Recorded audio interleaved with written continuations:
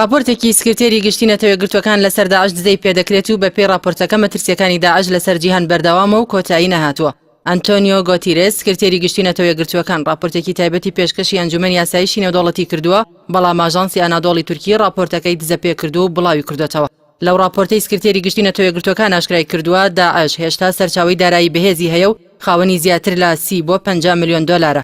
لەو راپۆرتەدا کە لەلایەن لیژنەی بەرەنگاربوونەوەی تیرۆری نێودەوڵەتی و میکانیزمی چاودێری سزا و ڕێکخراوەکانی دیکەی نەتەوە گرتوەکان و ڕێکخراوە نێودەوڵەتیەکان ئامادەکراوە هاتووە، لە ئێستادا داعش لە عێراق و سووریا بووەتە تۆڕێکی نهێنی و بەردەوام هەڕەشەی بۆ سەرجیان هەیە و گەڕانەوەی ئەو جەنگاوەرە بیانیانەی ئازاد کراون و شوێن گۆڕکێیەکان ئەو هەڕەشە زیاد دەکات. لە راپۆرتەکەدا جەخت لەسەرەوە کراوەتەوە کە ڕێکخراوی داعش هێشتا لەلایەن ئەبوبەکر بەغدادیەوە بەڕێوە دەبرێت، بەڵام بەرپرسە باڵەکانی پەرتەوازە بوون. لەبەرەوە داعش پێشینە بە ئۆپەراسیۆنە ناوخۆیەکان دەدات و لە عێراق بۆ تۆڕێکی نهێنی گۆڕا و لە قۆناغی ڕاگوزەر و گونجان و بەهێزبووندایە و دووبارە لە سەراستی پارێزگاکان خانە و شانەکانی ڕێخستوەتەوە.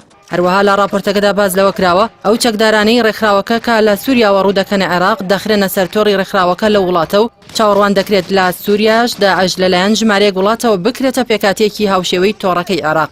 راپۆرتەکەی نەتەوە گرتوەکان تێیدا هاتووە داعش لە سەردەمی دوای خەلیفە ئامانجی ئەوە بووە سەقامگیر و دووبارە بنیادنانەوەی پەک بخات و ژێرخانەکان بە ئامانج بگرێت و ڕێگری لە بەرەوپێچوونی ئابووری بکات. ئاماژە بۆ ئەوەش کراوە کە چاوەڕوان دەکرێت ناوەندی قورسایی ڕێکخراوەکە لە عێراق و سووریا ببێت. هاوکات هەوڵەکانی داعش بۆ مانەوەی بە گەورەترین گروپی چەکداری بەردەوامە و بۆ ئەو مەبەستەش چاوەڕوان دەکرێت لە داهاتوێکی نزیکدا هێرشی ئاڵۆزی گەورە ئەنجام بدات. هەروەها خواستەکانی بۆ پەلاماری گەشتە ئاسمانیەکان و بەکارهێنانی مادەی کیمیاوی و بایۆلۆجی و رادیۆلۆجی و ئەتۆمی درێژەی هەیە. نەتەوە یەکگرتوەکان و تووشێتی جەنگاوەرە بیانیەکان کە لە گۆڕەپانی شەڕ دوور کەوتونەتەوە و بە ئازادی هێڵراونەتەوە دووبارە دەستیان بە چالاکبوونەوە کردو و هۆشداری ئەوەش درراوە کە ئاستی هەڕەشەکانیان بەرز دەبێتەوە ڕەنگە ئەو ژنانەی تونندڕەو بوون یان ئەو منداڵانەی تووشی برینداری دەرونی هاتوون ببنەمای هەڕەشەی گەورە و بیری تۆڵەکردنەوەی مەترسیەکانیان زیاتر دەکات. لەسەر توانای مادی لە راپۆرتەکەدا باز لەوە کراوە داعش بازرگانی نایاسایی زێڕی کردو و ڕێکخراوەکە هێشتا خاوەنی 30 بۆ 50 ملیۆن دۆلارە.